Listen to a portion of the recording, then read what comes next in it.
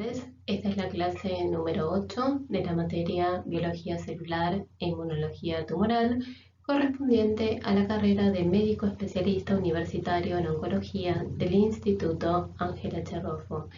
Hoy hablaremos sobre el ciclo celular, las fases que lo componen, los distintos tipos de moléculas que intervienen en la regulación del ciclo celular. Mencionaremos y discutiremos los denominados checkpoints o puntos de control principales y cerraremos la clase de hoy haciendo referencia a algunas aplicaciones clínicas. La división celular es una propiedad fundamental de las células aún en un individuo adulto que ya no se encuentra en etapa de crecimiento. Prestemos atención simplemente al número de células que constituyen un individuo adulto de peso promedio. La observación de este número simplemente nos hace pensar en que la reproducción celular es una de las propiedades fundamentales de la célula. Veámoslo de otro modo y pensemos en algunos ejemplos. Si consideramos los nódulos linfáticos secundarios, especialmente los centroblastos en el centro germinal, estas células se duplican cada 6 u 8 horas. Si pensamos en el epitelio cilíndrico simple que reviste el intestino, ese epitelio se renueva cada 3 o 5 días. Si pensamos en la epidermis, este epitelio plano estratificado se renueva en forma completa cada 26 a 27 días. Por lo tanto, en estos tejidos existe una población celular en la cual la actividad mitótica ocurre con cierta regularidad. Veamos este otro número. Se producen aproximadamente 25 millones de divisiones celulares por segundo. Pensemos simplemente en la médula ósea. En la médula ósea se generan los elementos formes que integran la sangre. Tengamos en cuenta el eritrocito o glóbulo rojo. Su vida media es de 120 días. Por lo tanto, en la médula ósea deben generarse aproximadamente 2,5 millones de eritrocitos o glóbulos rojos por segundo con el propósito de mantener el número constante de eritrocitos por milímetro cúbico en la sangre periférica. Como hemos visto en 2 seminarios anteriores, aquí tenemos la representación esquemática de las fases sucesivas que conforman el ciclo vital de una célula. Como ya hemos dicho anteriormente, la célula atraviesa la mayor parte de su ciclo vital en el periodo que conocemos como interfase. Y a esto le sigue la división celular. En este caso estamos haciendo referencia a la división por mitosis, es decir, estamos hablando del proceso de división celular que ocurre en las células somáticas cuya duración se calcula en aproximadamente 1 hora. La interfase está formada por 3 etapas. La fase G1 o GAP1, que es una fase fundamentalmente de crecimiento, la fase S o fase de síntesis, durante la cual acontece la duplicación de la cromatina, y finalmente la fase G2 o GAP2. Como podemos observar, aquí se está asignando un tiempo de duración estimado a la fase G2, que se calcula en 4 horas, y un tiempo de duración aproximado para la duplicación de la cromatina, que promedio acontece en el término de 7 horas. No se asigna un tiempo de duración estimado a la fase G1, dado que las diferencias que existen en cuanto a la duración del ciclo celular entre distintas poblaciones celulares existen a expensas de la fase G1. Es decir, la fase con mayor variabilidad en cuanto a su duración entre distintas poblaciones celulares es la fase G1. La fase M es la fase de división celular, como ya vimos en el seminario número 12 de la semana anterior, en el cual desarrollamos la división por mitosis y la división por meiosis. Sabemos que acontece la división del núcleo seguida de la separación de la masa citoplasmática entre ambas células hijas mediante el proceso que conocemos como citocinesis. El ciclo celular, entonces, como ya hemos dicho en seminarios anteriores, es una cascada de eventos que se encuentra altamente regulada y ordenada y es responsable de la duplicación de la célula. Esto da como resultado la obtención de dos células hijas que son genéticamente iguales a la célula madre que les dio origen. El control del ciclo celular coordina la regulación de los distintos eventos que acontecen en cada una de las etapas del ciclo celular con el crecimiento y la proliferación celular. Distintas alteraciones en este programa de control del ciclo celular pueden llevar a la producción de errores, por ejemplo, errores durante la replicación del ADN. En condiciones normales, la célula trata de solucionar el error cometido. Si esto es posible, la célula reinicia el ciclo y lo completa. Si no es posible solucionar el daño ocasionado en el material genético, en condiciones normales la célula dispara su muerte a través del proceso de apoptosis. En algunos casos, cuando se alteran los mecanismos de regulación, puede ocurrir que aún ante la presencia de errores, la célula continúe dividiéndose y lo hace acumulando errores y las células hijas heredan esos errores. Y esto conduce, por supuesto, al desarrollo de enfermedades, incluso al desarrollo de cáncer. Aquí nuevamente en esta imagen observamos las distintas etapas del ciclo celular de una célula. En cada una de estas etapas, la célula fundamentalmente se prepara para poder pasar a la etapa siguiente. Y ese pasaje a la etapa siguiente del ciclo celular solo ocurre cuando la célula ha completado de manera satisfactoria la etapa anterior. Aquí estamos observando uno de los puntos de control críticos o checkpoints que en mamíferos recibe la denominación de puntos de restricción. También se le conoce como punto START, pero esta denominación aplica fundamentalmente en las levaduras. En mamíferos hablamos de punto de restricción. Este punto de control se encuentra en una etapa ya avanzada de G1 y en este sitio la célula tiene la capacidad de tomar una decisión importante. La célula puede atravesar este punto de control, en cuyo caso se compromete con la etapa siguiente del ciclo, que es la etapa S o fase de duplicación de la cromatina, y eventualmente completará el ciclo celular, o bien, llegado el punto de restricción, la célula puede decidir retirarse, quizá de manera transitoria, del ciclo celular y pasa a una etapa que se conoce con el nombre de G0 o GQ. Q refiere a quiesencia. En estas condiciones, la célula permanece en un estado de reposo o estado de quiesencia, durante el cual la célula se encuentra viva, metabólicamente activa y eventualmente en condiciones favorables del medio en el cual se encuentra, es decir, frente a la presencia de las señales del medio extracelular que son necesarias, la célula puede reingresar al ciclo celular y completarlo. Los eventos principales de cada una de las etapas del ciclo celular son los mismos en las distintas poblaciones celulares, pero existen diferencias en el ciclo celular, por ejemplo, diferencias en cuanto a la duración de la fase G1 entre distintas poblaciones celulares. Las poblaciones celulares suelen clasificarse en poblaciones celulares estáticas, estables y renovables. En el caso de las poblaciones celulares estáticas, las células se han dividido durante el desarrollo embrionario. Alcanzan un estadio de diferenciación terminal y esa célula ingresa a un estadio G0 o quiescencia. Y las células permanecen en ese estadio aún en condiciones favorables, toman la decisión de no reingresar a la fase G1, es decir, no progresar en el ciclo y ya no se dividen.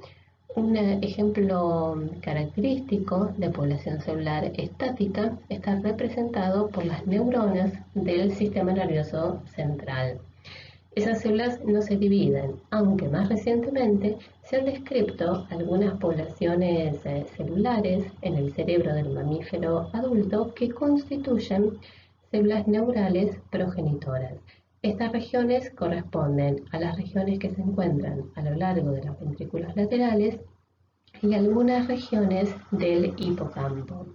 En el caso de las poblaciones celulares estables, se trata de células que también han alcanzado un grado de diferenciación, aunque no terminal, se han retirado del ciclo, por lo tanto también las encontramos en un estadio G0 o en un estadio de quiescencia, pero en este caso las células, si son convenientemente estimuladas, tienen la capacidad de reingresar a la fase G1 del ciclo celular y eventualmente completar el ciclo y dividirse.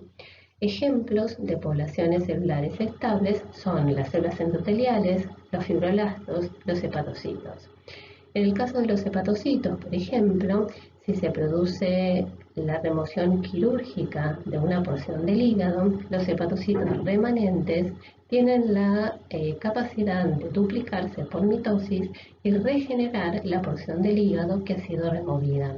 En el caso de los fibroblastos, frente a una herida, un fibroblasto puede activarse, se divide por mitosis y participa así del proceso de cicatrización.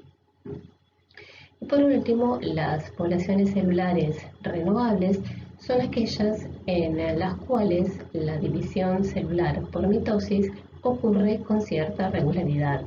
Pensemos, por ejemplo, en algunos casos que ya hemos mencionado incluso en algunos de los diapositivos iniciales cuando comenzamos esta charla. Pensemos en el estrato basal del epidermis, que dijimos se renueva de manera completa cada 26 o 27 días. Esas células que forman el estrato basal del epidermis son células progenitoras.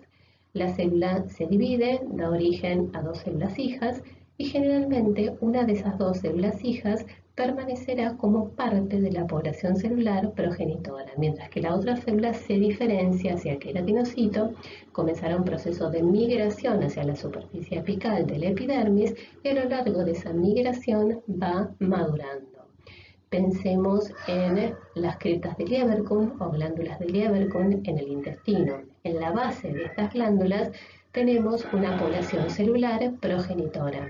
Allí las células se dividen por mitosis y las células hijas, una de ellas podrá permanecer como población celular progenitora y la otra célula tiene la capacidad de diferenciarse y dar origen a cualquiera de las células maduras que forman las criptas de Lieberkühn y que forman también el epitelio de revestimiento del intestino. En esta oportunidad, este esquema que nos muestra nuevamente las etapas sucesivas del ciclo celular subraya la dependencia de la fase G1 de la interfase de las señales extracelulares, fundamentalmente de los factores de crecimiento.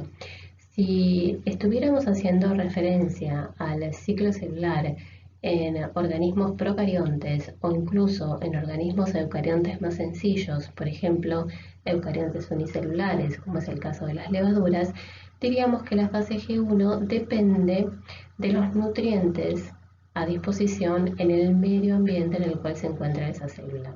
Como estamos hablando de organismos eucariontes multicelulares, decimos que la fase G1 es altamente dependiente de factores de crecimiento. Veremos de manera genérica la forma en que actúa un factor de crecimiento. En este caso, un factor mitogénico, es decir, una sustancia, una proteína que induce a la célula a dividirse. Aquí tenemos el factor mitogénico. La célula expresa a nivel de superficie de su membrana plasmática en receptores específicos para ese factor mitogénico. Se trata de una proteína de transmembrana. Producida la interacción ligando-receptor, es decir, la interacción entre el factor de crecimiento, factor mitogénico, y el receptor de membrana, esta señal que ha traído el factor mitogénico debe ser transducida, es decir, debe ser transmitida al interior celular. y esto se lleva a cabo a través de la activación en cascada de una secuencia de proteínas. Aquí vemos cómo el dominio citosólico del receptor de membrana comienza esta cascada de eventos activando a una proteína.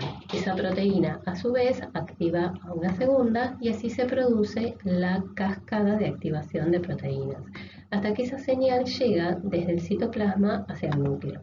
En el núcleo, esta proteína actuará ahora como factor de transcripción y por lo tanto irá en busca de sus sitios de unión específicos en el ADN, irá en busca de sus genes blanco o genes diana.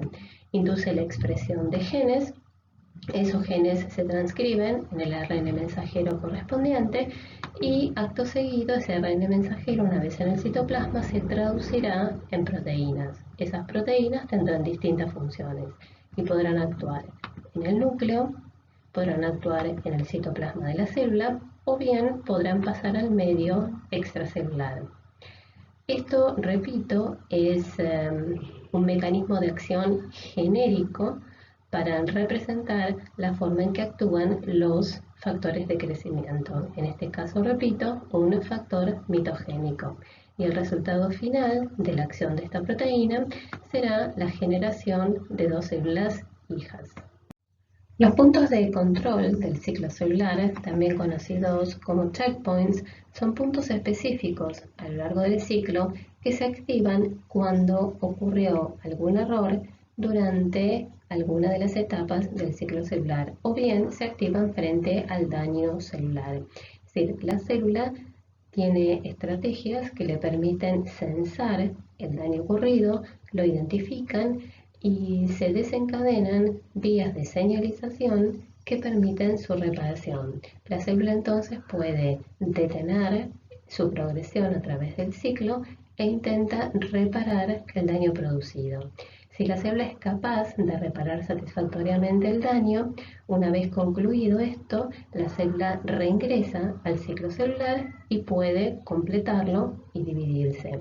Si el daño es demasiado grande y la célula no es capaz de resolverlo satisfactoriamente en condiciones normales, la célula desencadena el mecanismo de muerte celular por apoptosis. Aquí una vez más, frente al esquema que corresponde a las distintas etapas del ciclo celular, tenemos indicados los 3 puntos de control críticos o checkpoints. Estos puntos de control críticos, como vimos en alguna oportunidad anterior, corresponden al final de la fase G1. El segundo de ellos se ubica en el pasaje de CAP2 hacia la división celular y el tercero de ellos tiene lugar en el pasaje de metafase a anafase. En cada uno de estos puntos de control, la célula se detiene y chequea el estado de los eventos ocurridos. En el caso del primer punto de control, ubicado en el estadio avanzado de G1, la célula testea las condiciones del medio en el cual se encuentra. Esto último es fundamentalmente importante, como dije previamente, en el caso de organismos eucariontes unicelulares, como por ejemplo las levaduras, o en el caso de las células procariontes, que dependen fundamentalmente de la disponibilidad de nutrientes en el medio en el cual se encuentran. En el caso de los organismos eucariontes más complejos, multicelulares, la célula en este punto controla la disponibilidad de factores de crecimiento. En el caso del segundo punto de control, la célula chequeará que la replicación de la cromatina durante la fase S del ciclo celular ha ocurrido de manera satisfactoria y en forma completa.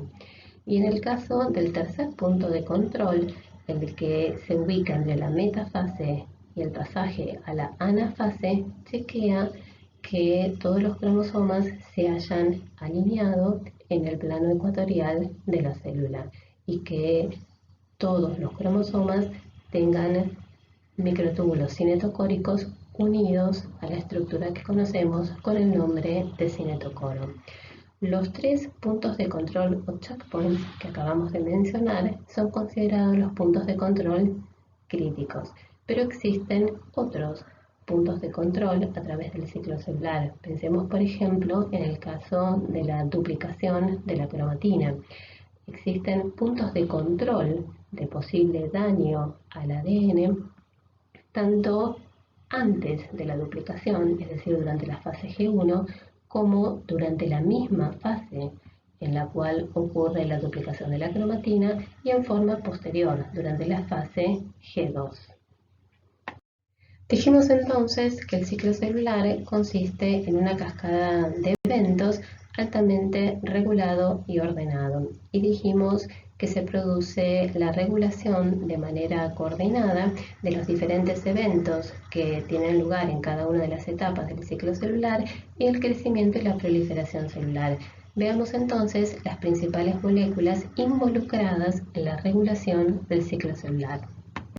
Aquí vemos los tres principales grupos de proteínas que intervienen en el control del ciclo celular. Estas tres familias de proteínas son las ciclinas, las quinasas dependientes de ciclinas, que de ahora en más llamaremos CDK, y por último los inhibidores de las quinasas dependientes de ciclina, es decir, los CDKI.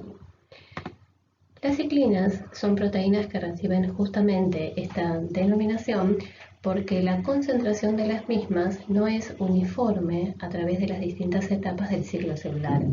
Cada una de los diferentes tipos de ciclinas sufrirá un proceso de alta síntesis, cumplirá con sus funciones e inmediatamente después de esto será marcada para su degradación y para esto es ubiquitinizada y posteriormente degradada a nivel del protosoma.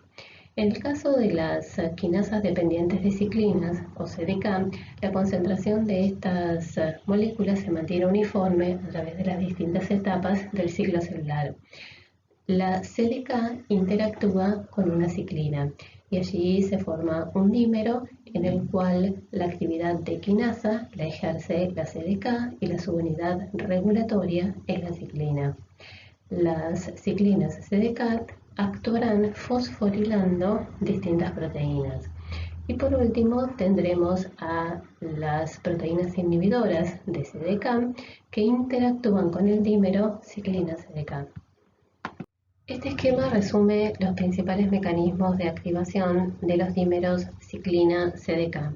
Como dijimos previamente, en cada dímero ciclina-CDK, la actividad quinasa es ejercida por la CDK y la ciclina actúa como una subunidad regulatoria.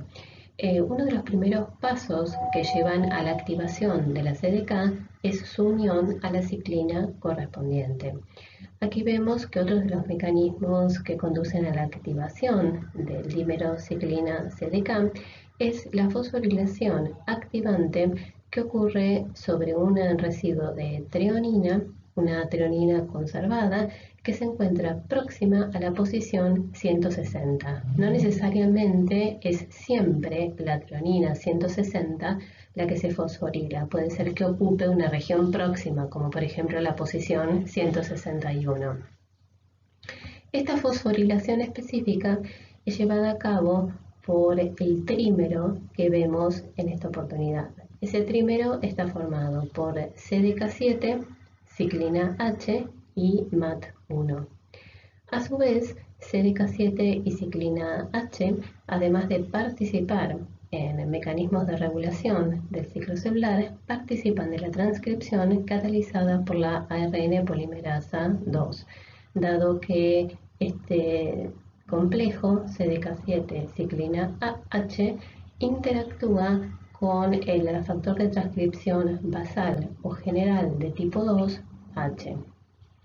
Luego tenemos un mecanismo que es catalizado por las quinasas MIR1 y WI1, que en realidad no aplica a todos los dímeros ciclina CDK. Este mecanismo es específico de los dímeros ciclina CDK formados por la CDK1 y la CDK2. En este caso, las quinasas MIR1 y WI1 catalizan la fosforilación de dos residuos. Uno de ellos es el residuo de tirosina ubicado en la posición 15, cuya fosforilación es catalizada por Wi1 y se fosforila un residuo aminoacídico adyacente a este, que es la tironina 14, y esta fosforilación es catalizada por la quinasa MIR1. A decir verdad, estas dos fosforilaciones tienen un efecto inhibitorio. Para que se produzca la activación del complejo ciclina-CDK es necesaria la remoción de estos dos grupos fosfatos, y esta remoción es catalizada por enzimas fosfatasas de la familia CDC25. Finalmente, el otro mecanismo de regulación de los complejos ciclina-CDK es la unión a un inhibidor de CDK, es decir, a un inhibidor de quinasas dependientes de ciclinas. En la primera parte del esquema que estamos observando en este slide se detallan algunas de las fosforilaciones que hemos mencionado en el slide anterior. Fosforilaciones activantes, como es la que ocurre en el residuo de treonina de la posición 160, y fosforilaciones inhibitorias, como aquellas que acontecen en CDK1 y CDK2 y que corresponden a los residuos aminoácidicos tironina 14 y tirosina 15. Lo que quiero señalar reside en la porción inferior de esta imagen. Producida la unión ciclina-CDK, una vez que este complejo lleva a cabo las funciones que le corresponden, la ciclina será ubiquitinizada y de esta manera queda marcada para su degradación a nivel del proteasoma. Este mecanismo de ubiquitinización hace que los eventos en cada etapa del ciclo celular sean irreversibles. Es decir, como la ciclina se ubiquitina y posteriormente se degrada, no es posible la marcha atrás en el ciclo celular. Esto es un mecanismo que asegura que la progresión del ciclo celular sigue siempre una misma dirección. No solamente las ciclinas, sino que varias otras proteínas que intervienen en mecanismos de regulación del ciclo celular son controladas a través de procesos de ubiquitinización.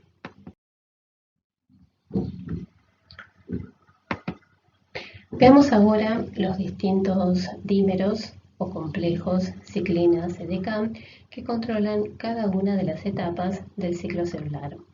Aquí tenemos el esquema clásico que indica las distintas etapas de un ciclo celular.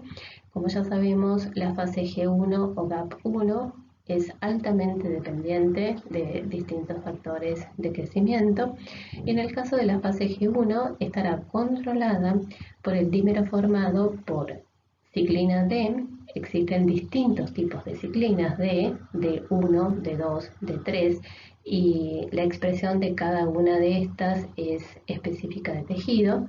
Y la ciclina D se une a CDK4 o bien a CDK6. Pasamos hacia la fase S del ciclo celular y aquí vemos que interviene en este pasaje de G1 a S el dímero formado por ciclina E unida a CDK2. Más adelante, el transcurso de la fase S o fase de síntesis del ciclo celular es controlada por CDK2 unida a la ciclina A. Luego la fase G2 está controlada por el dímero CDK1 unida a la ciclina A. Y finalmente, en la mitosis actúa como dímero regulador el complejo formado por CDK1 unida a ciclina B.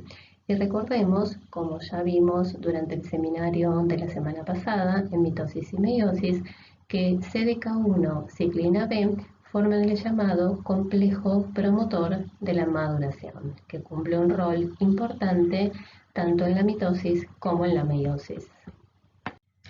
Los inhibidores de quinasas dependientes de ciclinas o inhibidores de CDK comprenden dos familias, la familia INC4 y la familia KIP o CYP1.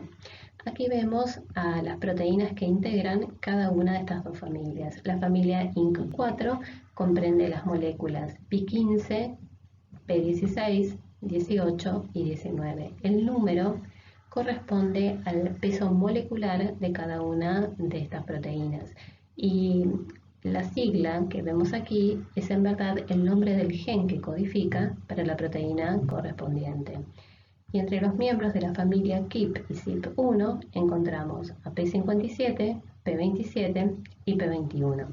Aquí vemos que los miembros de la familia INC4 controlan el dímero formado por ciclina T unido a CDK4 o CDK6.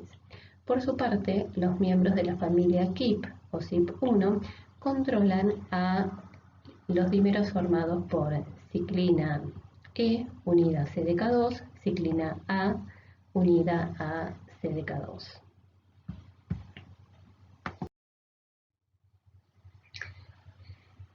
Como dijimos previamente, aquí tenemos una vez más representado el ciclo celular, sus 4 fases o etapas, y cada una de ellas, como también ya hemos visto, están controladas por un dímero ciclina CDK.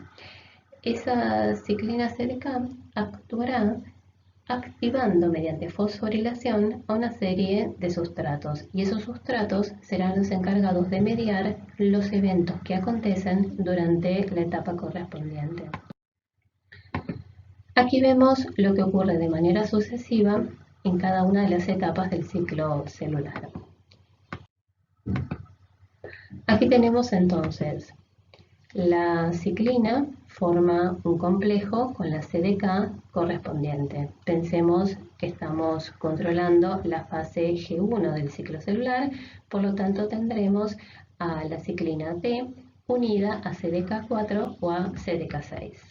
Ese dímero, una vez activado a través de los mecanismos que vimos en el slide anterior, actuará sobre sustratos que tendrán a su cargo mediar los principales eventos que ocurren durante la fase G1 del ciclo celular. Entonces, procederá a la fosforilación de esos sustratos a través de la actividad quinasa de la CDK. Una vez que estos sustratos median los eventos que ocurren durante la fase G1, esos sustratos están desfosforilados y la desfosforilación la ejecutan fosfatasas. De esa manera, estamos en condiciones, una vez completada la fase G1, de pasar a la siguiente etapa del ciclo celular, es decir, a la fase S. Durante la fase S ocurrirá, en cuanto a mecanismos de regulación, lo mismo que acabamos de describir para la fase G1, pero con personajes diferentes. En este caso intervendrá la ciclina A o la ciclina E unida a CDK2. Estos dímeros actúan por fosforilación a los sustratos que tendrán a su cargo mediar los eventos que ocurren durante la fase S o fase de duplicación de la cromatina. Cumplida con su función, estos sustratos serán desfosforilados por la actividad de fosfatasas. Y de esa manera, completada la fase S o fase de síntesis, la célula estará en condiciones de pasar a la etapa siguiente del ciclo celular. Durante la fase G1, como ya hemos visto en seminarios anteriores, ocurre fundamentalmente el crecimiento de la célula. Es alta la tasa de transcripción, es también elevada la tasa de traducción, es decir, de síntesis de proteínas. La célula duplica su contenido citoplasmático. Como ya hemos mencionado anteriormente, la fase G1 depende en forma importante de señales extracelulares, y cuando decimos señales extracelulares nos referimos a la actividad de factores de crecimiento. Existen factores de crecimiento producidos por distintos tipos celulares. Por ejemplo, podemos mencionar el factor de crecimiento derivado de plaquetas, factor de crecimiento epidérmico, factor de crecimiento fibroelástico, etc. En este esquema nos muestran algunas de las moléculas que intervienen en la regulación de la fase G1. Por un lado tenemos los factores de crecimiento, como ya hemos mencionado. Recordemos que hacia una etapa avanzada de G1, la célula puede tomar la decisión de rebasar ese punto de control crítico y comprometerse con la etapa siguiente del ciclo celular, o bien puede optar por salir del ciclo celular y pasar a la fase G0. Aquí vemos que la fase G1 está controlada por la ciclina D unida a CDK4 o a CDK6. Las moléculas inhibitorias de quinasas dependientes de ciclinas corresponden a los miembros de la familia INC4. O sea que aquí podrían actuar los inhibidores P15, P16, P18 o P19.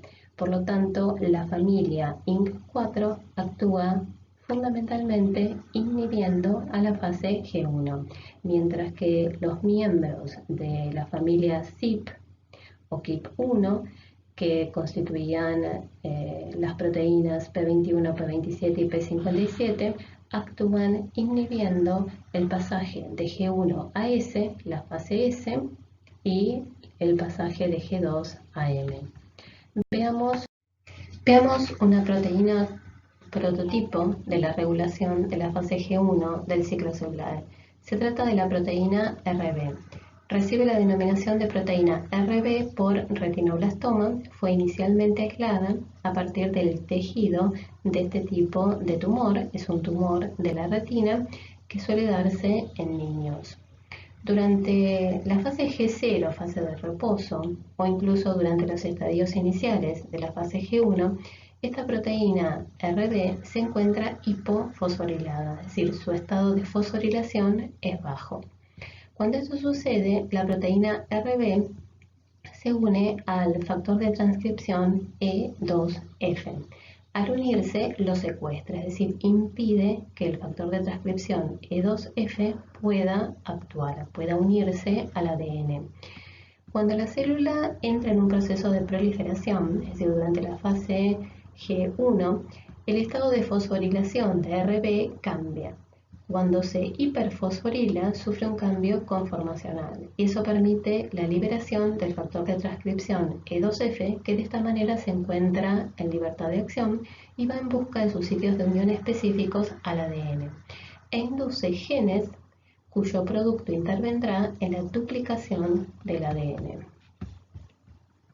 Veamos otros acontecimientos que ocurren durante la fase G1 y que nos conducen hacia la progresión a través del ciclo celular, es decir, hacia la fase S o fase de duplicación del ADN.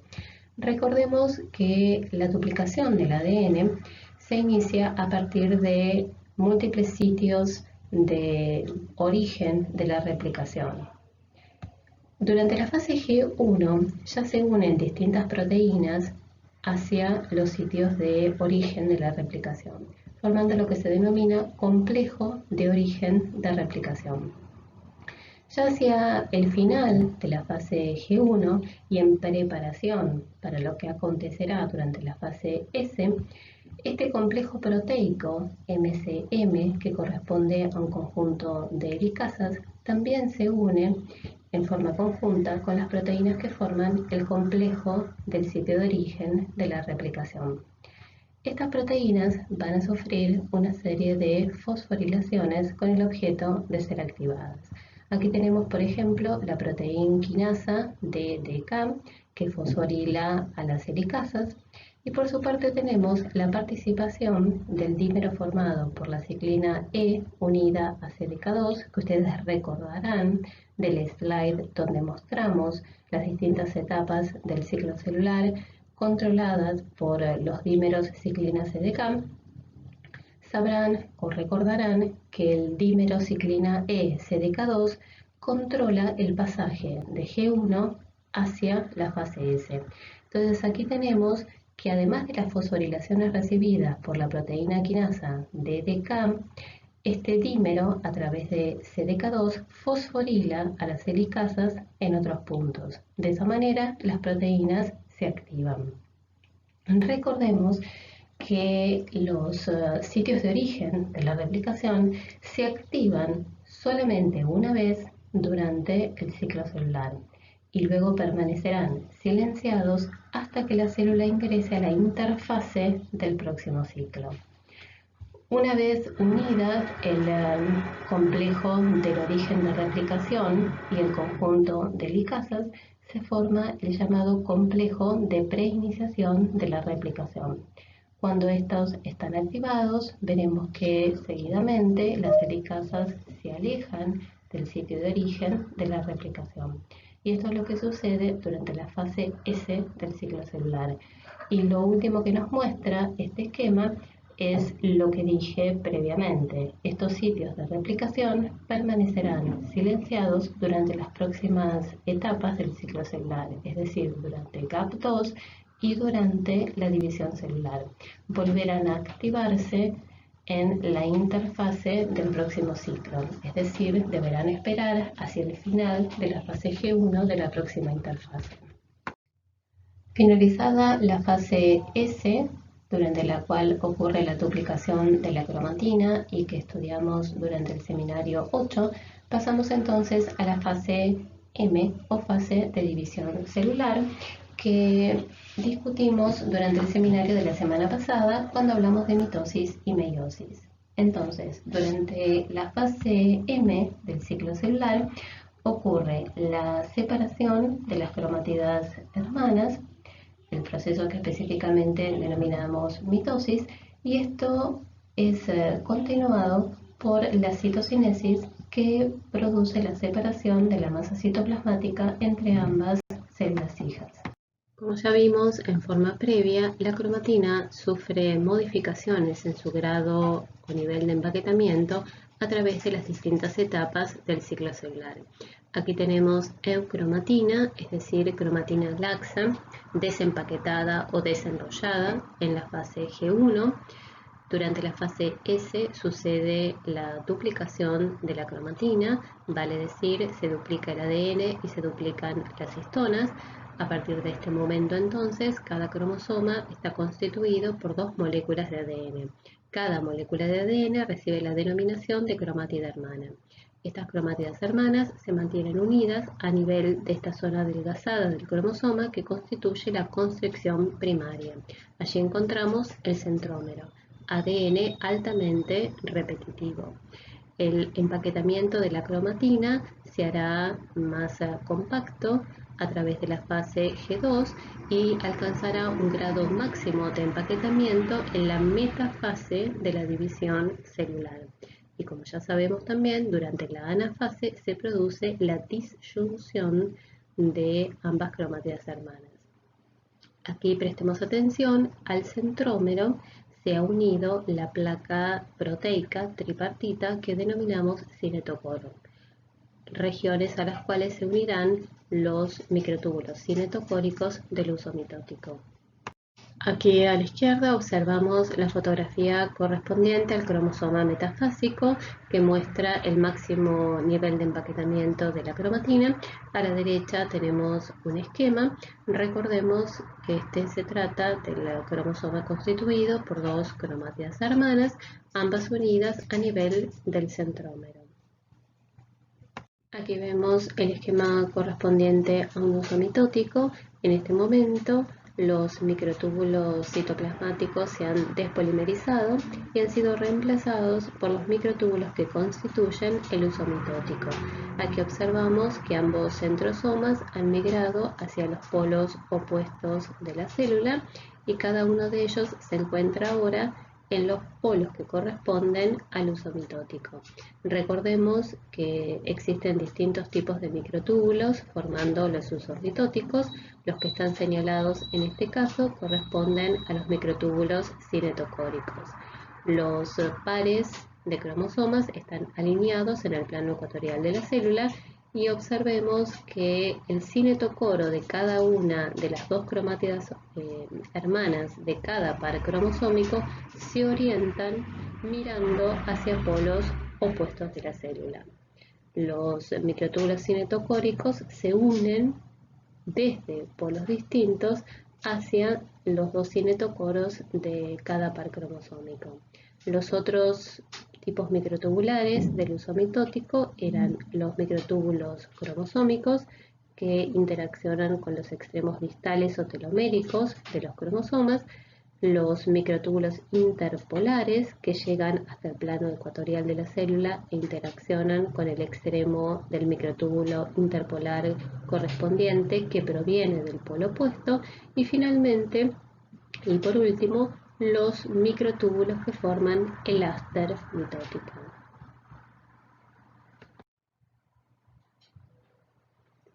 La fase M del ciclo celular está regulada por el dímero constituido por CDK1 y ciclina B. Este dímero se lo denomina factor promotor de la maduración. Recordemos, como ya hemos dicho también en este seminario, que recibió esta denominación porque fue inicialmente aislado a partir de ocitos. Se creyó entonces que solo participaba en la división celular por meiosis, pero hoy sabemos que CDK1 y ciclina B controlan la fase de división tanto en el proceso mitótico como meiótico. Veamos cómo llegamos a la activación del dímero CDK1 ciclina B, que tiene a su cargo la regulación de la fase M del ciclo celular. Este complejo sufre dos fosforilaciones que son de tipo inhibitorio. Mantiene al factor promotor de la maduración inactivo. Estas dos fosforilaciones ocurren en el extremo aminoterminal de CDK1 y son catalizadas por las quinasas Wi1 y MIT1. Estas quinasas fosforilan respectivamente la tirosina 15 y la trionina adyacente, que ocupa la posición 14. Posteriormente ocurre la tercera fosforilación, en este caso en el sitio catalítico de CDK1. Esta fosforilación la vimos anteriormente cuando hablamos de los mecanismos generales de activación de los dímeros CDK-ciclina B. Esta fosforilación ocurre en un residuo de trionina muy conservado que se ubica en la posición 160 o bien en una zona adyacente.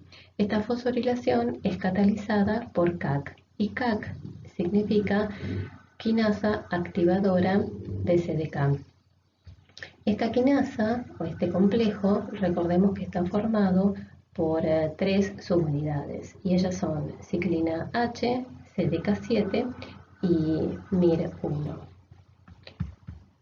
Finalmente, ocurre una cuarta fosforilación que es mediada por una quinasa que mencionamos la semana pasada cuando hablábamos de la regulación de la fase M, y es la quinasa-like o quinasa de tipo polo 1 en este caso.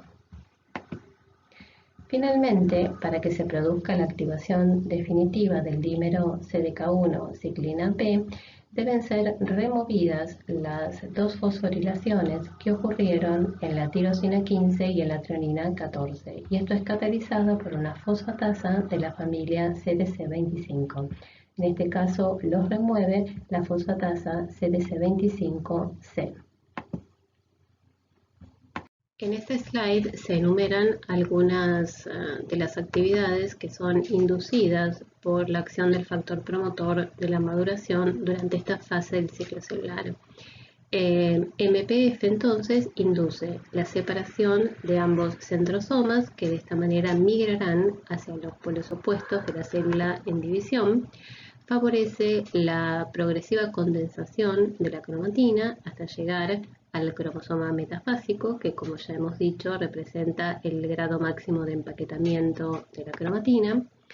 Interviene en el proceso de despolimerización de la envoltura nuclear o desensamblado de la carioteca. Interviene en la formación del uso mitótico.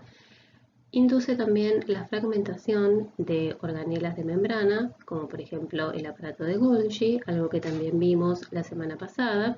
Recordemos que las organelas también deben repartirse equitativamente entre ambas células hijas. Favorece la unión de los microtúbulos cinetocólicos del uso mitótico a cada uno de los pares cromosómicos. Y uno de los sustratos con un rol destacado del factor promotor de la maduración es el APC que significa complejo promotor de la anafase, también denominado ciclosoma. Ya hablamos de él la semana pasada, hoy no podemos dejar de mencionarlo y recordemos que APC tiene actividad de ubiquitina ligasa. Recordamos ahora cómo actúa la ubiquitina ligasa APC, complejo promotor de la anafase o ciclosoma. Esto está vinculado a la separación de ambas cromátidas hermanas durante la anafase de la división mitótica. Uno de los sustratos del complejo promotor de la anafase o ciclosoma es este dímero constituido por separasa y securina. Mientras separasa está unida a securina, separasa permanece en estado inactivo. Cuando el APC actúa sobre securina, transfiere la unión de un oligómero formado por monómeros de ubiquitina. De esa manera, securina es marcada por ubiquitinización y será degradada posteriormente a nivel del protosoma. Así es como separasa queda en libertad de acción.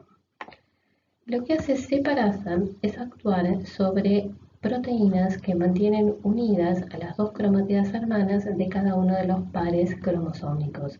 Ustedes recordarán que teníamos condensinas a lo largo de cada una de las dos cromátidas y teníamos coesinas que lo que hacían era mantener unidas ambas cromátidas. Uno de los mecanismos que contribuyen a la separación, es decir, a la disyunción de las cromátidas hermanas de cada par cromosómico durante la anafase, es la disrupción de estas uniones mediadas por coesinas. Y eso lo realiza separasa. Además, recordemos la importancia de la participación de los microtúbulos cinetocóricos e interpolares en este proceso de disyunción de las cromátidas hermanas durante la anafase, algo que ya vimos y estudiamos durante el seminario de la semana pasada. Mencionamos anteriormente que existen distintos puntos de control del ciclo celular o los llamados checkpoints. Sabemos que la célula tiene la capacidad de identificar daños producidos durante los diferentes eventos en cada una de las etapas del ciclo celular. Cuando la célula sensa la presencia de daño en el material genético, es decir, daño producido durante la replicación o bien la replicación incompleta, la célula puede detener su progresión a través del ciclo e intentar reparar el daño producido. Cuando esto ocurre de manera satisfactoria, la célula posteriormente reingresa al ciclo celular, puede completarlo, dividirse y dar origen a dos células hijas. En algunas circunstancias, cuando existen alteraciones de los mecanismos de regulación del ciclo celular, puede ocurrir que el daño no se repare y a pesar de esto, la célula progresa a través del ciclo celular y termina dividiéndose a pesar del daño ocurrido en su material genético. De hecho, se divide, origina dos células hijas y las células han heredado el daño ocurrido en el material genético.